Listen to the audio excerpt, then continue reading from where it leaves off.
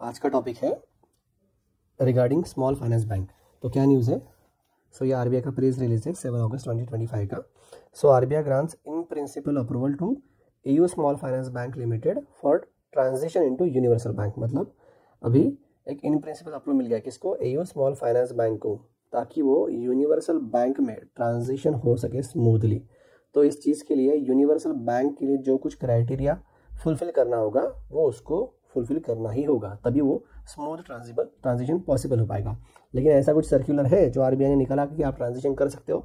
तो yes, we have a circular issue by RBI on April 26, 2024, जिसका नाम है voluntary transition of small finance banks to universal banks. So basically universal banks क्या होती है? Commercial bank, जैसे State Bank of India हो गया, एचडीएफसी बैंक हो गया, आईसीआईसी हो गया, या फिर बाकी other public sector bank as well as private banks, या फिर वो फॉरेन बैंक्स भी हो सकते हैं। ठीक है, इन कमर्शियल बैंक्स का जो बेस होता है वो बहुत ज़्यादा वाइड होता है, और स्मॉल फाइनेंस बैंक का जो बेस होता है वो कंपैरेटिवली लोअर होता है। ठीक है, तो क्या क्राइटेरिया फुलफिल करना पड़ेगा स्मॉल फाइनेंस बैंक्स को ताकि वो यूनिवर्सल बैंक में कन्वर्ट हो जाए? तो हमने देखा था हमारे पास सर्कुलर है, उस सर्कुलर अंतर्गत इसी की प्रोविजन भी की गई है कि what would be the eligibility criteria for SFB to transition into UB universal bank. तो पहला होना चाहिए कि स्मॉल फाइनेंस बैंक का शेड्यूल स्टेटस होना चाहिए, मतलब वो आरबीआई के सेकंड शेड्यूल में, ठीक है, किसमें? सेकंड शेड्यूल में वो एडेड होना चाहिए। उसी के साथ साथ उस बैंक का 5 साल के लिए मिनिमम 5 ईयर्स के लिए सेटिस्फैक्टरी परफॉर्मेंस ट्रैक रिकॉर्ड भी होना चाहिए। ठीक है, तो पहला शेड्यूल स्टेटस होना चाहिए और दूसरा 5 साल का मिनिमम एक्सपीरियंस होना चाहिए या फिर सेटिस्फैक्टरी ट्रैक परफॉर्मेंस होना चाहिए। दूसरा, उस बैंक के जो शेयर्स है स्मॉल फाइनेंस बैंक के, ये शेयर मार्केट्स पे लिस्टेड होने चाहिए स्टॉक एक्सचेंज पे, जैसे कि बॉम्बे स्टॉक एक्सचेंज हो गया, या फिर we have a national stock exchange etcetera. ठीक है, बाकी स्टॉक एक्सचेंज पे भी वो लिस्टेड हो सकते हैं। थर्ड क्राइटेरिया है कि उस स्मॉल फाइनेंस बैंक का मिनिमम नेटवर्थ ये 1000 CR के आसपास होना चाहिए। लेकिन कब तक? As at the end of previous financial year का नहीं, प्रीवियस क्वार्टर। और ये जो ऑडिटेड रिपोर्ट चाहिए कि इनका मिनिमम नेटवर्थ 1000 करोड़ या उससे ज़्यादा क्रॉस कर गया है। नेटवर्थ बेसिकली क्या होता है? ये कंबाइन नेटवर्थ बोलते हैं हम उसको। यहाँ पे बैंक का कैपिटल भी आ सकता है, उसके रिजर्व एंड सरप्लस भी, और बाकी चीज़ें भी होती हैं। सो 1000 करोड़ का मिनिमम नेटवर्थ क्राइटेरिया है। उसके बाद उसने CRAR, capital to risk weight asset ratio requirement होती है, वो भी फुलफिल करनी चाहिए। ये normally small finance bank fulfil ही कर लेते हैं। क्यों? क्योंकि स्मॉल फाइनेंस बैंक का इंटरनली CRAR रिक्वायरमेंट जो होता है वो 15% के आसपास होता है, और कमर्शियल बैंक का कितना होता है? नियर अबाउट 9% के आसपास। तो ऑब्वियसली 15% अगर कर दिया तो 9% वो कर ही लेंगे। उसके बाद उनका नेट प्रॉफिट है, ये लास्ट 2 फाइनेंशियल ईयर्स में होना ही चाहिए। ठीक है, नेट प्रॉफिट होना चाहिए, मतलब वो लॉस में नहीं जानी चाहिए कोई भी स्मॉल फाइनेंस बैंक हो, क्योंकि वो यूनिवर्सल बैंक में कन्वर्ट नहीं होगी अगर लॉस दिखाएगी तो। और ये कौन से? लास्ट 2 फाइनेंशियल ईयर्स में, रिमेंबर लास्ट 3 फाइनेंशियल ईयर नहीं है। उसके बाद उस स्मॉल फाइनेंस बैंक का ग्रॉस NPA और नेट NPA ये कितना होना चाहिए? 3% या फिर उससे कम, या 1% उससे कम। मतलब gross NPA ratio less than और इक्वल टू 3% होना चाहिए, और नेट NPA, ठीक है, NNPA ये लेस देन इक्वल टू 1% होना चाहिए। अभी इन दोनों में फ़र्क क्या है? तो ग्रॉस NPA मतलब टोटल NPA किसका? स्मॉल फाइनेंस बैंक का। NPA क्या होता है? ऐसे लोन जिसका रीपेमेंट या फिर इंटरेस्ट या फिर दोनों 90 डेज भी क्रॉस हो गए लेकिन ये बैंक को मिला नहीं है, मतलब जो उनका एसेट था, बेसिकली लोन इज एसेट, वो काम नहीं कर रहा है, वो परफॉर्म नहीं कर रहा है, इसलिए हम उसको बोलते हैं नॉन परफॉर्मिंग एसेट। तो ये gross NPA is total overall NPA। लेकिन नेट NPA क्या होता है? तो नेट NPA का डेफिनेशन होता है NNPA equal to gross NPA minus provision. Provision मतलब क्या होता है? ऐसा पैसा सेट असाइड किया जाता है, मतलब साइड में रखा जाता है ताकि वो लॉसेस को एब्जॉर्ब कर सके। तो नेट NPA कितना होना चाहिए? 1% होना चाहिए। Okay, so this is all about the provisions under voluntary retention from small finance bank to universal banks. इसके साथ साथ कुछ शेयर होल्डिंग पैटर्न की भी कंडीशन स्मॉल फाइनेंस बैंक ने फुलफिल करना चाहिए, जैसे कि there is no mandatory requirement for eligible small finance bank to have identified promoter. ऐसी कोई रिक्वायरमेंट है नहीं कि उनका एक प्रमोटर होना चाहिए, बट अगर प्रमोटर है तो existing promoters of the eligible small finance bank shall continue as the promoters on transition to universal bank। मतलब जो प्रमोटर स्मॉल फाइनेंस बैंक में थे वही सेम यूनिवर्सल बैंक में भी कंटिन्यू रहेंगे। उसके साथ साथ कोई भी नया प्रमोटर ऐड करना या फिर चेंज करना, it will not be permitted for this transition. ठीक है, जो प्रमोटर थे वही वहाँ पे कंटिन्यू होंगे। तीसरा, there shall be no new mandatory lock in period of minimum share holding for existing promoter in transition universal bank. तो कोई भी मिनिमम लॉक इन पीरियड नहीं होगा। Fourth, there shall be no change to promoter share holding dilution plan already approve by RBI, ठीक है। जो promoter share holding होता है, फॉर एग्जांपल किसी प्रमोटर को 40% शेयर होल्डिंग होगी, किसी को 20% होगी, किसी को 30% होगी, ऐसे में, ठीक है। तो ये है डाइल्यूशन नहीं हो सकता, मतलब ये 40 का 35 या फिर 40 का 45 ये नहीं करना है, ठीक है। और फिफ्थ है eligible small finance bank having diversified loan portfolio will be preferred, मतलब जिसका लोन पोर्टफोलियो एक ही जगह पे कॉन्सेंट्रेट नहीं है, जो डाइवर्सिफाइड है उसको प्रेफरेंस दिया जाएगा। तो हमने क्या पढ़ा यहाँ पे, एयू स्मॉल फाइनेंस बैंक को इन प्रिंसिपल अप्रूवल मिल गया, किससे, आरबीआई से। किसके लिए, ताकि वो स्मॉल फाइनेंस बैंक से यूनिवर्सल बैंक में कन्वर्ट हो जाए। तो इसके लिए क्या करना पड़ेगा, यूनिवर्सल बैंक से कुछ क्राइटेरिया है वो फुलफिल करना पड़ेगा। जैसे पहला क्राइटेरिया उनका क्या था, आप ऊपर देख सकते हो कि वो शेड्यूल स्टेटस होना चाहिए, सेकंड शेड्यूल में सेटिस्फैक्टरी ट्रैक परफॉर्मेंस होना चाहिए 5 साल का। उसके बाद उसके शेयर से वो लिस्टेड होने चाहिए स्टॉक एक्सचेंज पे। मिनिमम नेटवर्थ उसका कितना होना चाहिए, 1000 करोड़ होना चाहिए। कहाँ तक, तो प्रीवियस क्वार्टर तक, और ये ऑडिटेड रिपोर्ट होनी चाहिए। सीआरआर रिक्वायरमेंट उसने मीट करना चाहिए। नेट प्रॉफिट होना चाहिए कितने साल में, लास्ट 2 फाइनेंशियल ईयर्स में। उसके साथ साथ जीएनपीए कितना होना चाहिए, 3% या फिर उससे कम, और एनएनपीए कितना होना चाहिए, 1% या फिर उससे कम। कब तक, तो लास्ट 2 फाइनेंशियल ईयर तक। उसके साथ साथ हमने शेयर होल्डिंग पैटर्न की भी कुछ कंडीशन देखी है। सो this is all about transitioning. अभी हम थोड़ा डिटेल में पढ़ लेते हैं, जो फेज 2 के लिए एज वेल एज फेज 1 के लिए ज़्यादा इंपॉर्टेंट होगा, लेकिन फेज 2 के लिए कंपेरेटिवली ज़्यादा इंपॉर्टेंट होगा, that is small finance banks. Last year RBI grade B phase 2 में उन्होंने एक पैराग्राफ क्वेश्चन भी पूछा था कि पैराग्राफ में आपको एक बैंक ढूंढना था, फिर उसके बेसिस के ऊपर क्वेश्चन थे। So that was about the small finance bank. Small finance bank था उसका, तो उसके हिसाब से उन्होंने क्वेश्चन पूछे थे। थोड़ा इसका कंप्लीट ओवरव्यू देख लेते हैं हम स्मॉल फाइनेंस बैंक्स का, उसका थोड़ा ओरिजिन देख लेते हैं और कंसेप्चुअल फ्रेमवर्क। तो क्या हुआ था, 2013 में आरबीआई ने एक कमेटी का गठन किया था, जिसका नाम था committee on comprehensive financial services for small business and low income house hold, ठीक है। तो स्मॉल बिजनेस और लो इनकम हाउस होल्ड के लिए क्या प्रोवाइड करना था, फाइनेंशियल सर्विसेज कम्प्रिहेंसिव। इसके लिए कमेटी का गठन हुआ था 2013 में, जिसके चेयरमैन थे डॉक्टर नचिकेत मोर। इन्होंने जनवरी 2014 में उनकी रिपोर्ट सबमिट की और कुछ रिकमेंडेशन दिए। तो उन रिकमेंडेशन में क्या था, उनको डिफरेंशिएटेड बैंकिंग इस्टेब्लिश करने का एक रिकमेंडेशन था। तो डिफरेंशिएटेड बैंकिंग मतलब थोड़ी अलग होनी चाहिए कमर्शियल बैंक से, सो इसीलिए उसका नाम डिफरेंशिएटेड बैंक दिया था। तो डिफरेंशिएटेड बैंक में 2 बैंक उन्होंने सेटअप करने के लिए रिकमेंड किया, एक था स्मॉल फाइनेंस बैंक और दूसरा था पेमेंट बैंक, ठीक है। तो ये कमेटी का ऑब्जेक्टिव क्या था कि फाइनेंशियल इंक्लूजन को और फर्दर किया जाए। कहाँ, जहाँ पे सर्विस नहीं है वहाँ अनसर्व्ड एरियाज में, या फिर जहाँ पे सर्विस कम है अंडर सर्व्ड एरियाज में। उसके बाद ऐसी बैंक होनी चाहिए जो स्मॉल बिजनेस यूनिट्स के लिए काम करे, स्मॉल एंड मार्जिनल फार्मर्स के लिए काम करे, as well as micro enterprises and small industries, जैसे एमएसएमई बोलते हैं उनको। एमएसएमई का एम वो मीडियम है, उसके लिए नहीं, माइक्रो एंड स्मॉल एंटरप्राइजेस के लिए, या फिर कोई अनऑर्गेनाइज सेक्टर के लिए। तो ये ऑब्जेक्टिव के तहत रिकमेंडेशन आया किसका, डिफरेंशिएटेड बैंकिंग लाइसेंस का या फिर नीशे बैंकिंग लाइसेंस का, जहाँ पे 2 बैंक एस्टेब्लिश करने की उन्होंने सुझाव रखी या फिर रिकमेंड किया। पहला था स्मॉल फाइनेंस बैंक, दूसरा था पेमेंट बैंक। तो वही से ही उनका ओरिजिन आता है। तो आरबीआई ने उनके रिकमेंडेशन मान लिए और बाद में एप्लीकेशन को इनवाइट किया गया। तो ऐसे total 72 application receive by RBI. अब ये 72 में से कुछ एप्लीकेशन को शॉर्टलिस्ट करना था, तो उसके लिए भी एक कमेटी का गठन किया गया था under the chairmanship of Usha Thorat committee. Usha Thorat was a former RBI deputy governor. So उन्होंने कुछ चीज़ें देखी होगी, एलिजिबिलिटी क्राइटेरिया देखे और अपने हिसाब से 10 बैंकों को शॉर्टलिस्ट किया गया और फाइनली आरबीआई ने इन प्रिंसिपल अप्रूवल दिया ये 10 बैंकों कि आप स्मॉल फाइनेंस बैंक में कन्वर्ट हो सकते हो या फिर आप स्मॉल फाइनेंस बैंक एस्टैब्लिश कर सकते हो। ये बेसिकली इन प्रिंसिपल अप्रूवल था, ये फाइनल लाइसेंस नहीं था। सो बेसिकली उनको विद इन 18 मंथ्स में स्मॉल फाइनेंस बैंक का गठन करना था।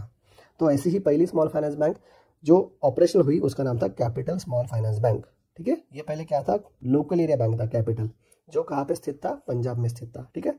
सो it receive first the final licence and it started its operation as capital small finance bank. कब, तो 24 अप्रैल 2016 को, ठीक है। ये डेट भी याद रखना, 24 अप्रैल बेसिकली क्या होता है, हमारा नेशनल पंचायत राज डे होता है और 2016 में ये बना था पहला ऑपरेशन स्मॉल फाइनेंस बैंक। सो ऐसे करके near about total number of operational small finance bank कितने अपने पास, तो we have currently 12 - 1 that is 11, और वो भी कम होके 10 हो जाएगा। अभी ये थोड़ी गिनती देख लेते हैं। तो earlier we had 12 small finance bank, अभी भी है नियर अबाउट, थोड़ा देख लेते हैं। तो पहला स्मॉल फाइनेंस बैंक है एयू स्मॉल फाइनेंस बैंक, ठीक है। उसके बाद एक कैपिटल स्मॉल फाइनेंस बैंक जो पहला स्मॉल फाइनेंस बैंक था, उसके बाद इक्विटा स्मॉल फाइनेंस बैंक, उसके बाद ईसाफ, और एक फिनकेयर स्मॉल फाइनेंस बैंक था, अभी वो मर्ज हो गया है with AU small finance bank. इसीलिए मैंने बोला था कि पहले 12 स्मॉल फाइनेंस बैंक थे, -1 करके कितने हो गए 11। अभी 11 में भी एक कम हो जाएगा क्योंकि एयू स्मॉल फाइनेंस बैंक तो धीरे धीरे यूनिवर्सल बैंक की तरफ वो बढ़ रही है, तो इसलिए in future 10 small finance bank हो सकते हैं। अभी वो कोई नई इस्टेब्लिश हुई तो वो भी नंबर बढ़ सकता है, तो वो एज पर करंट अफेयर्स हमको अपडेट रखना है। तो फिनकेयर स्मॉल फाइनेंस बैंक और एयू स्मॉल फाइनेंस बैंक इनका मर्जर हो गया, AU small finance bank establish हुआ है, ठीक है। उसके बाद जन small finance bank, north east small finance bank, Shivalik और सूर्योदय स्मॉल फाइनेंस बैंक और उज्जीवन स्मॉल फाइनेंस बैंक, और फाइनली एक नया गठन हुआ यूनिटी स्मॉल फाइनेंस बैंक का। ये बेसिकली जो पीएमसी बैंक का क्राइसिस हुआ था, ठीक है, Punjab and Maharashtra cooperative bank, उसी को टेक ओवर करके यूनिटी स्मॉल फाइनेंस बैंक गठित की गई, और finally Utkarsh small finance bank. So as on date how many small finance banks are there? 11 small finance bank there. AU का अगर यूनिवर्सल में कन्वर्जन हो जाएगा तो वो एक माइनस हो जाएगा और 10 small finance bank will be there. तो इन सभी स्मॉल फाइनेंस बैंक का ऑब्जेक्टिव क्या रहता है? तो फाइनेंशियल इंक्लूजन प्रोवाइड करना, जिसके लिए वो गठित हुए हैं। रूरल एरियाज में सर्व करना, सेमी अर्बन एरियाज में भी सर्व करना। सो बेसिकली वो इनका ज्योग्राफिक फोकस होता है। कस्टमर बेस कौन सा होता है उनका? स्मॉल, ऑब्वियसली नाम में ही रहे स्मॉल फाइनेंस बैंक, तो स्मॉल लोगों के लिए वो फाइनेंस करेंगे। जैसे कि it will provide saving vehicle, मतलब एक सेविंग अकाउंट वाली फैसिलिटी हो जाएगी। लो इनकम हाउसहोल्ड के लिए लोन फैसिलिटी प्रोवाइड करेंगे। माइक्रो एंटरप्राइजेस के लिए क्रेडिट फैसिलिटी प्रोवाइड की जाएगी। स्मॉल फार्मर्स के लिए as well as unorganise sector के लिए। तो हमने क्या देखा कि 2013 में उर्जित पटेल 2013 में नचिकेत मोर कमेटी का गठन किया था फाइनेंशियल इंक्लूजन को बढ़ावा देने के लिए। उन्होंने जनवरी 2014 में कुछ रिकमेंडेशन दिए, आरबीआई ने वो रिकमेंडेशन मान लिए थे। उस रिकमेंडेशन में था कि we have to set up small finance bank and payment bank.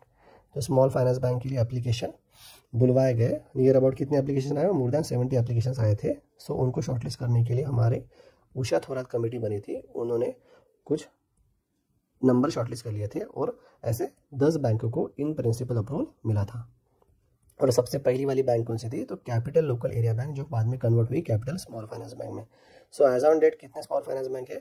11 small finance bank है। अगर ये यूनिवर्सल बैंक में कन्वर्ट होती है एयू वाली, तो कितने रहेंगे? 10 रहेंगे। पहले कितने थे? 12 स्मॉल फाइनेंस बैंक थे, ठीक है। और हमने देखा था किसका मर्जर हुआ था? एयू स्मॉल फाइनेंस बैंक का किसके साथ? फिनकेयर स्मॉल फाइनेंस बैंक का। और क्या बनी थी? तो एयू स्मॉल फाइनेंस बैंक का। बेसिकली इसका मर्जर इसमें हुआ था। थोड़ा नेक्स्ट देख लेते। ये देखिए थोड़ा इमेज यहाँ पे मैंने रखी है small finance bank in India की। तो ये एयू स्मॉल फाइनेंस बैंक है। चलो आगे बढ़े। उसके बाद फिनकेयर स्मॉल फाइनेंस बैंक हमने देखा था। Fincare small finance bank was merge with AU small finance bank. यहाँ पे ईसाप स्मॉल फाइनेंस बैंक है, north east small finance bank, your door step banker, Ujjivan small finance bank, build a better life, इक्विटा small finance bank, Shivalik small finance bank, Utkarsh small finance bank, जन small finance bank, सूर्योदय small finance bank. यहाँ पे देखो सूर्योदय का लोगो tagline है a bank of smiles.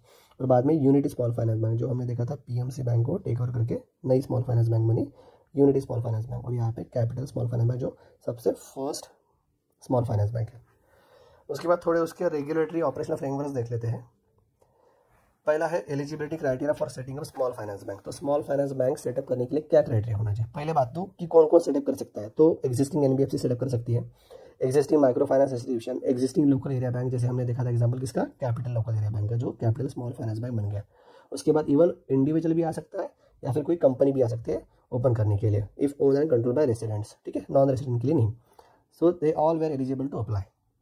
लेकिन track record होना चाहिए कितना? मिनिमम 5 साल का एक अच्छा गुड ट्रैक रिकॉर्ड होना चाहिए कि हाँ उन्होंने अच्छा परफॉर्म किया है। उसके साथ साथ कैपिटल रिक्वायरमेंट भी चाहिए, क्योंकि कुछ ना कुछ ओपन करना है, तुमको कंपनी भी शुरू करनी है, तो basically you will need a भांडवल capital. So minimum paid up capital कितना होना चाहिए? तो 200 करोड़ का पेड अप कैपिटल होना चाहिए। ये याद रखना, पेड अप कैपिटल, ठीक है। There is a difference between authorise capital and paid up capital. Authorise capital मतलब क्या है कि company is authorise to raise this much amount of capital. मतलब अगर authorise capital for example 1000 crore होता है, इसका मतलब ये है कि कोई भी कंपनी या फिर कोई भी बैंक 1000 करोड़ तक का कैपिटल रेज कर सकती है। लेकिन उसने कितना रेस किया है? तो that will be paid up capital. मतलब अपनी कंपनी के कितने शेयर बेचे हैं या फिर कितने लोगों ने खरीदे हैं। जैसे कि अगर उन्होंने 200 करोड़ के शेयर बेच दिए हैं, ठीक है, तो ये रहेगा पेड अप कैपिटल, ठीक है। So remember, paid up capital is always less than और इक्वल टू ऑथराइज्ड कैपिटल।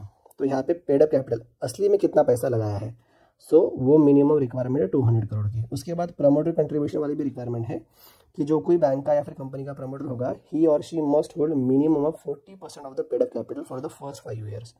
वो पूरे शेयर नहीं बेच सकता, 40% उसको खुद के पास रखना पड़ेगा पहले 5 साल में। फिर वो धीरे धीरे ये कम कर सकता है, जैसे कि 30% तक रखेगा इन 10 ईयर्स और 15% रखेगा 15 ईयर्स। ठीक है, तो याद रखना कि पेड अप इक्विटी कैपिटल कितना वो होल्ड करेगा, पहले 40% 5 ईयर्स तक, उसके बाद 30% इन 10 ईयर्स और उसके बाद वो 15% इन 15 ईयर्स। ठीक है, याद रखना है। नेक्स्ट है प्रूडेंशियल नॉर्म्स, मतलब it is align with the commercial bank. जैसे सीआरआर एप्लीकेबल है इसके लिए, यस एप्लीकेबल है, जैसे बाकी बैंकों के लिए होता है वैसा 4%, 4.5%।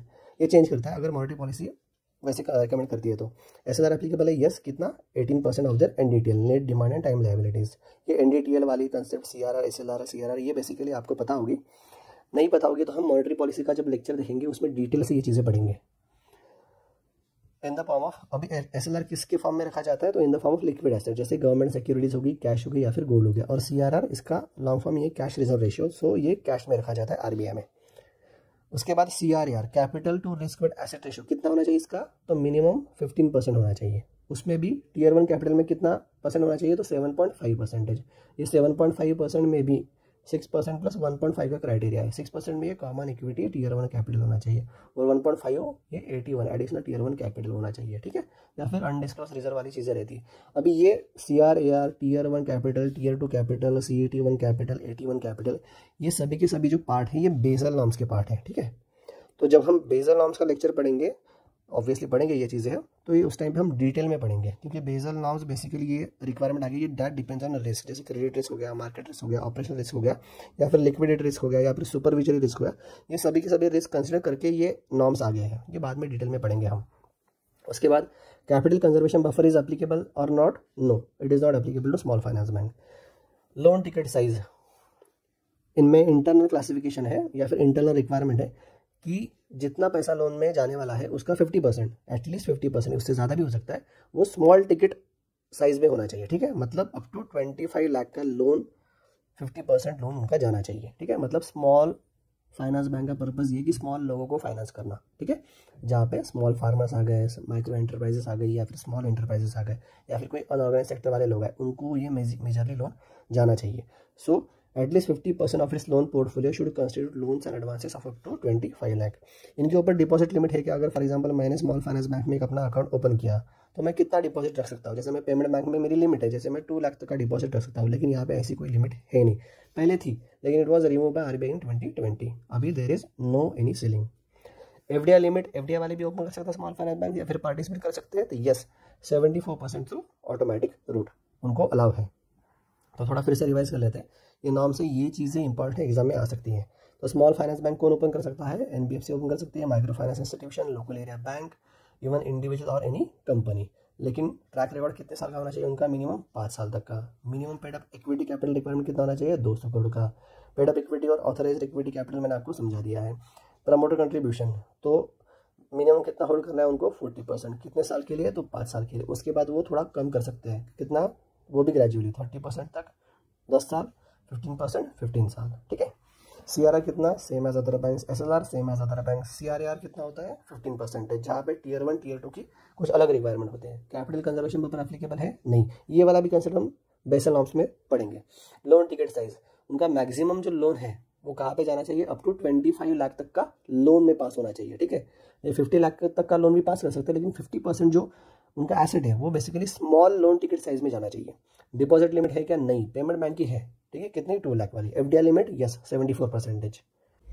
अभी हम थोड़ा पीएसएल ऑब्लिगेशन के बारे में देख लेते हैं। पीएसएल बेसिकली क्या होता है, प्रायोरिटी सेक्टर लेंडिंग। बैंकिंग का बिजनेस मॉडल बेसिकली होता है लेंडिंग करना, लोन देना। ठीक है, वही उनका एसेट होता है। तो हर बैंक चाहेगी कि मैंने जो लोन में पैसा दिया वो मुझे वापस आना चाहिए। तो obviously they will prefer industrialise लोग हो गए या फिर बिग टाइकून्स जैसे लोग, क्योंकि उनको पता है कि इनको पैसा दिया था फिर वो वापस आ जाएगा, अच्छा इंटरेस्ट रेट भी मिलेगा। लेकिन अगर वही पैसा बैंक लोग एग्रीकल्चर में घुमा रहे हैं, या फिर स्मॉल इंडस्ट्रीज में घुमा रहे हैं, या फिर अनऑर्गेनाइज सेक्टर में घुमा रहे हैं, तो शायद वो पैसा वापस ना आ जाए। ठीक है, इसीलिए आरबीआई ने बैंकों के ऊपर ऑब्लिगेशन डाला है, प्रायोरिटी सेक्टर लेंडिंग ऑब्लिगेशन। मतलब तुम्हारे लोन से इतना परसेंट इन स्पेसिफिक सेक्टर को जाना ही चाहिए। उन सेक्टर्स को बोला गया प्रायोरिटी सेक्टर्स। अभी प्रायोरिटी सेक्टर्स में कौन सी चीज़ें आती है, तो यहाँ पे 8 कैटेगरीज आती है। ठीक है, इसका शॉर्ट फॉर्म आप याद रखना, मिया हॉर्स। ठीक है, ये नेमोनिक मैंने याद रखा था मिया हॉर्स।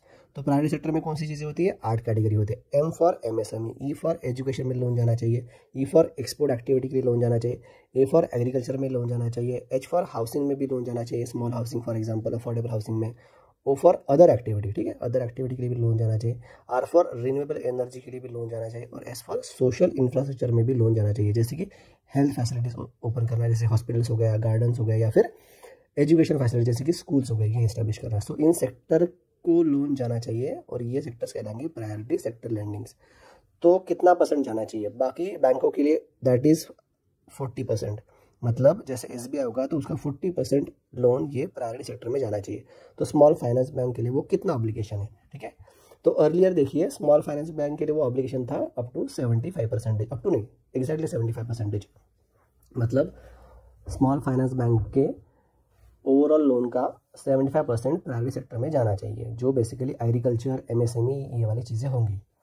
तो 75% में से 40% इसको इंटरनल क्लासीफाई किया गया है, जैसे कि एग्रीकल्चर में 18% जाना चाहिए, माइक्रो एंटरप्राइजेस में 7.5% जाना चाहिए, और वीकर सेक्शन में 12% जाना चाहिए। और ये जो एक्स्ट्रा है 35%, ये आप कैसे भी घुमा सकते हो, एग्रीकल्चर में माइक्रो, वीकर सेक्शन या फिर कोई भी कॉन्सेंट्रेटेड एरिया, मतलब वो जाना चाहिए बस।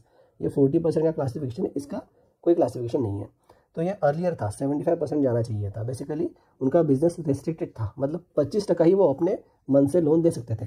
लेकिन अभी क्या किया आरबीआई ने, जून 25 में एक नोटिफिकेशन इशू किया था। उन्होंने बोला था कि अभी 75% की जगह 60% जाएगा, मतलब कितना कम हो जाएगा, वो 15% से रिड्यूस हो जाएगा। इसमें भी 40% जो पहले क्राइटेरिया था वो तो सेम ही रहेगा, लेकिन जो 35% वाला था क्लासिफिकेशन वो अभी 20% आएगा। मतलब आप एग्री, एमएसएमई, वीकर सेक्शन में 20% कैसे भी घुमाओ, यू आर फ्री, ठीक है, जहाँ से आपको अच्छा रिटर्न आता है उसमें घुमाओ, लेकिन 40% ये तो ऑब्लिगेशन करना ही पड़ेगा। सो यही दिया है यहाँ पे कि RBI has revise PSL norms for SFB effective from 1 अप्रैल 2025। कितना था पहले, 75% था ऑब्लिगेशन, अभी कितना है 60%। कितना रिड्यूस हुआ है, मतलब 15%, बराबर है। इससे क्या होगा, एक स्मॉल फाइनेंस बैंक को ऑपरेशनल फ्लेक्सिबिलिटी अच्छी मिल जाएगी, बराबर, उनका बिजनेस भी बढ़ेगा, उनका इनकम भी बढ़ेगा। तो हमने देखा था कि 40% तो भाई जो स्पेसिफिक सब सेक्टर ये तो चालू ही रहेगा, बस ये जो 35% हो गया है ये कम होके 20% हो गया है, ठीक है, ओके। तो same is applicable for urban cooperative banks also. Urban cooperative banks को भी पहले 75% वाला जो लोन है वो प्राइवेट सेक्टर में घुमाना था, लेकिन अभी वो 60% घुमा सकते हैं, मतलब 40% उनके पास अभी फ्री स्टाइल है, वो किसी भी बड़े इंडस्ट्रियल्स या फिर बड़े टाइकून्स को लोन दे सकती है। नेक्स्ट, क्या urban cooperative bank small finance bank में कन्वर्ट कर सकती है? Yes, obviously. एग्जांपल भी हमारे पास, first urban cooperative bank to convert into small finance bank was Shivalik mercantile cooperative bank. अभी वो क्या बन गई है, शिवालिक स्मॉल फाइनेंस बैंक बन गई है, ठीक है। सो अर्बन कोऑपरेटिव बैंक्स भी स्मॉल फाइनेंस बैंक में कन्वर्ट हो सकते हैं। तो थोड़े रिसेंट डेवलपमेंट देख लेते हैं क्या क्या, ऑलरेडी हमने देखी है, फिर भी। पहला कि लिस्टिंग ऑन स्टॉक एक्सचेंज। अभी मेजर स्मॉल फाइनेंस बैंक जैसे कि AU small finance bank, Equitas हो गया, उज्जीवन हो गया, या फिर अदर्स, ठीक है, उन्होंने अपने आईपीओ लॉन्च किए हैं। और ये वन ऑफ द क्राइटेरिया भी है अगर स्मॉल फाइनेंस बैंक को यूनिवर्सल बैंक में ट्रांजिशन हो रहा है तो, ठीक है। और एयू बैंक का तो है ही, इसीलिए तो वो एलिजिबल है। सेकंड, यूनिवर्सल बैंक एस्पिरेशन, वो तो हमने देखा था, वही तो न्यूज़ थी, ठीक है, कि स्मॉल फाइनेंस बैंक ट्रांजिशन कर सकते हैं यूनिवर्सल बैंक में। उनका मिनिमम नेटवर्क कितना होना चाहिए, 1000 करोड़, ट्रैक रिकॉर्ड कितना होना चाहिए, 5 साल का, वगैरह वगैरह। उसके बाद मर्जर और एक्विजिशन भी होता है, जैसे for example Fincare small finance bank कहाँ पे मर्ज हुई, तो एयू स्मॉल फाइनेंस बैंक। अभी एयू भी खुद यूनिवर्सल बैंक में ट्रांजिशन हो रही है। डिजिटल ऑफरिंग एनहांस हुए हैं, ठीक है, जैसे कि for example digital banking platforms हो गए, यूपीआई सर्विसेज हो गई, या फिर टेक ड्रिविंग लीडिंग सॉल्यूशंस। और धीरे धीरे रेगुलेटरी स्क्रूटिनी भी बढ़ती जा रही है। सो this is all about the small finance bank. थोड़ा फिर से एक बार रिवाइज कर लेते हैं, हम क्या पढ़ रहे थे कि AU small finance bank transition कर सकता है स्मॉल फाइनेंस बैंक से यूनिवर्सल बैंक में। ऐसा कौन सा सर्क्यूलर है जो ये अलाउ करता है, तो हमने देखा था voluntary transition from small finance bank to universal bank. हमने इसके कुछ प्रोविजंस भी देखे थे, क्या कि उसको यूनिवर्सल बैंक वाला क्राइटेरिया फुलफिल करना पड़ेगा। जैसे पहले क्राइटेरिया क्या था उनका कि वो शेड्यूल बैंक होना चाहिए, ठीक है, सेकंड शेड्यूल में ऐड होना चाहिए। उसके बाद उसका ट्रैक रिकॉर्ड है, ठीक है, परफॉर्मेंस, ये 5 ईयर्स का सेटिस्फैक्टरी परफॉर्मेंस ट्रैक रिकॉर्ड होना चाहिए। उसके बाद दूसरा क्या था, वो स्टॉक एक्सचेंज पे लिस्टेड होनी चाहिए। तीसरा, स्मॉल फाइनेंस बैंक का मिनिमम पेड अप कैपिटल कितना होना चाहिए, 1000 करोड़ का होना चाहिए अगर उसको यूनिवर्सल बैंक में कन्वर्ट होना है तो। उसके बाद उसके बाद क्या था, इसके बाद 4 पॉइंट था हमारा कि उसका CRA रिक्वायरमेंट है, CRAR रिक्वायरमेंट, ये फुलफिल होना चाहिए, ठीक है, वो तो ऑब्वियसली होता ही है। उसके बाद हमने देखा था कि नेट प्रॉफिट होना चाहिए, कब, in last 2 years, in last 2 years net profit होना चाहिए। उसके साथ साथ ग्रॉस एनपीए कितना होना चाहिए, लेस देन और इक्वल टू 3%, और नेट एनपीए कितना होना चाहिए, लेस देन और इक्वल टू 1%। अगर ये चीज़ें फुलफिल है तो small finance bank universal bank में ट्रांजिशन हो सकती है स्मूथली। इसके साथ साथ हमने कुछ कंडीशन भी देखे थे अबाउट शेयर होल्डिंग, ठीक है, about share holding of the promoters, ठीक है, वो भी थोड़ा देख लेना। उसके बाद हमने स्मॉल फाइनेंस बैंक का पूरा ओवरव्यू लिया था कि स्मॉल फाइनेंस बैंक कैसे गठित हुआ है। तो 2013 में कौन सी कमेटी आई थी, नचिकेत मूर कमेटी। उस कमेटी का नाम क्या था, committee on comprehensive financial service for small business and low income house hold के लिए। इन्होंने उनके रिकमेंडेशन कब दिए, तो जनवरी 2014 में। क्या रिकमेंडेशन दिए थे उन्हें, उनका पर्पस क्या था बेसिकली कमेटी का, तो फाइनेंशियल इंक्लूजन को प्रमोट करना। तो ये इंक्लूजन को प्रमोट कैसे करेंगे, तो अनसर्व्ड एरिया हो गया या फिर अंडर सर्व्ड एरिया हो गया, ठीक है, यहाँ पे बैंकिंग सर्विसेज पहुंचनी चाहिए ताकि स्मॉल बिजनेस यूनिट्स को, स्मॉल मार्जिन फार्मर्स को, या फिर जो गांव में रहने वाले लो इनकम हाउस होल्ड से उनको बैंकिंग फैसिलिटीज या फिर फाइनेंशियल फैसिलिटीज मिल सके। तो आरबीआई ने एक्सेप्ट कर लिया रिकमेंडेशंस, एप्लीकेशन मंगवाए गए। तो नियर अबाउट कितने एप्लीकेशन आए थे हमारे पास, 72 एप्लीकेशन आ गए। अभी इनको शॉर्टलिस्ट करने के लिए भी एक उषा थोरात कमेटी का गठन किया था। तो उन्होंने नियर अबाउट 10 इंस्टीट्यूशन को शॉर्टलिस्ट किया था और आरबीआई ने इन्हीं 10 को इन प्रिंसिपल अप्रूवल दे दिया। इन प्रिंसिपल अप्रूवल था, फाइनल नहीं था, मतलब विद इन 18 मंथ्स उनको बैंक इस्टेब्लिश करना था। सो ऐसी ही पहली बैंक इस्टेब्लिश हुई थी, कौन सी, वो थी capital small finance bank. Capital small finance bank earlier क्या थी, तो कैपिटल लोकल एरिया बैंक थी। ये कहाँ पे स्थित थी, तो पंजाब में स्थित थी ये बैंक, ठीक है। तो ऐसे करके near about 11 small finance bank operation में आ गई थी, ठीक है। उसके बाद एक का एडिशन हुआ था जिसका नाम था यूनिटी स्मॉल फाइनेंस बैंक, और उसके हमने देखा था कि जो फिनकेयर स्मॉल फाइनेंस बैंक थी वो मर्ज हो गई थी कहाँ पे, एयू स्मॉल फाइनेंस बैंक। सो फिर से स्मॉल फाइनेंस बैंक की नंबर्स 11 तक आया था। अभी हमने देखा था कि एयू फिर से ट्रांजिशन होगा यूनिवर्सल बैंक में। तो फॉर एग्जांपल ये 11 से फिर से एक घट जाएगा और 10 आ जाएगा, ठीक है। इन फ्यूचर बढ़ भी सकता है, कम भी हो सकता है, ये बाद में हम थोड़ा देखेंगे। तो हमने देखा था कि small finance bank universal bank में कन्वर्ट होंगे, ठीक है। उसका तो हमने क्राइटेरिया वगैरह देख लेते अब वाले। लेकिन स्मॉल फाइनेंस बैंक एस्टेब्लिश होने के लिए क्या चीज़ों की जरूरत होती है, तो वो एनबीएफसी हो सकता है, कोई माइक्रो फाइनेंस इंस्टीट्यूशन हो सकता है, या फिर कोई इंडिविजुअल या फिर वो कंपनी भी हो सकती है, वो अप्लाई कर सकती है। बस उसका ट्रैक रिकॉर्ड 5 साल का अच्छा होना चाहिए, 5 ईयर्स का सेटिस्फैक्टरी होना चाहिए। मिनिमम कैपिटल रिक्वायरमेंट कितना था उसका, पेड अप कैपिटल वाला, तो हमने देखा था स्मॉल फाइनेंस बैंक एस्टेब्लिश करनी है 200 करोड़ लगेंगे, ठीक है। लेकिन ट्रांजेक्शन करने के लिए 1000 लगेंगे, ठीक है, यूनिवर्सल बैंक में, तो 200 करोड़ एस्टेब्लिशमेंट लगेंगे। प्रमोटर कंट्रीब्यूशन कितना चाहिए था, 40% मेंटेन करना है इन फर्स्ट 5 ईयर्स, ठीक है, from start of the business. उसके बाद ये आप कम कर सकते हो 30% इन 10 ईयर्स। उसके बाद ये फिर से 15% इन नेक्स्ट 15 ईयर्स, ठीक है। सो ऐसे प्रमोटर कंट्रीब्यूशन आप थोड़ा डायल्यूट करके जा सकते हो। सीआरआर जैसे नॉर्मल के लिए अप्लाई होता है वैसे एसएलआर सेम, सीआरआर 15% है इनके लिए, ठीक है। सीआरआर कितना था, ये 15% एप्लीकेबल है। उसके साथ साथ हमने देखा था सबसे इंपॉर्टेंट लोन टिकट साइज, कि जो 50% इनका लोन पोर्टफोलियो है वो स्मॉल लोन में जाना चाहिए, that is up to 25 lakh वाले लोन में इनका मैक्सिमम पैसा घूमना चाहिए। एफडीआई लिमिट है क्या, yes 74% is the FDI limit. और हमने पीएसएल ऑब्लिगेशन भी देखा था कि पहले ये 75% पीएसएल कंप्लाइंट थे, अभी कम होकर 60% आ गए।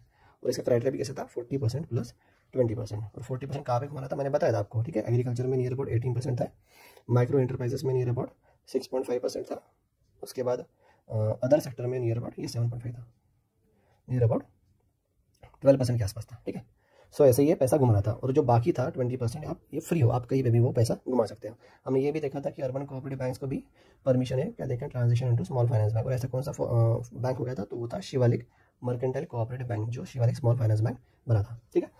So that's it guys regarding for small finance banks.